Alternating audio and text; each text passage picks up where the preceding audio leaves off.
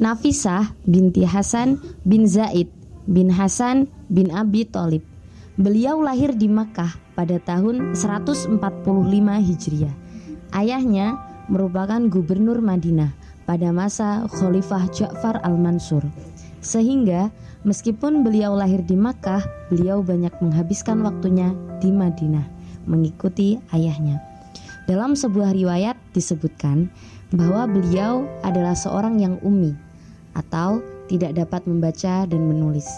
Meskipun demikian, beliau terkenal sebagai sosok penghafal Al-Quran dan cerdas dalam mempelajari hadis, serta dikenal juga sebagai sosok yang zuhud dan ahli ibadah. Dikisahkan bahwa beliau menunaikan ibadah haji sebanyak 30 kali dan telah menghatamkan Al-Quran sebanyak 1.900 kali.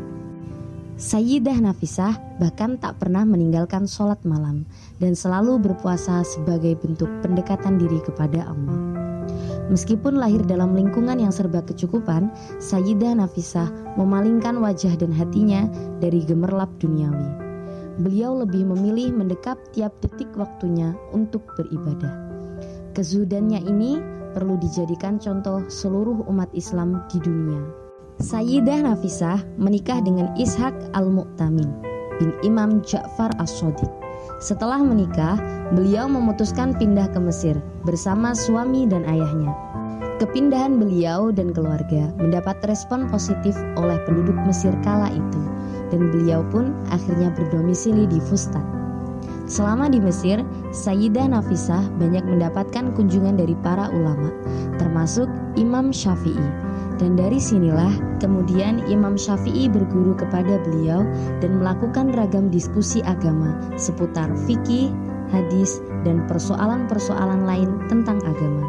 Kedekatan keduanya sebagai guru dan murid diabadikan melalui wasiat Imam Syafi'i kepada muridnya, yakni Al-Buwaiti, agar kelak jika Imam Syafi'i wafat, Sayyidah Nafisah menyolati jenazahnya.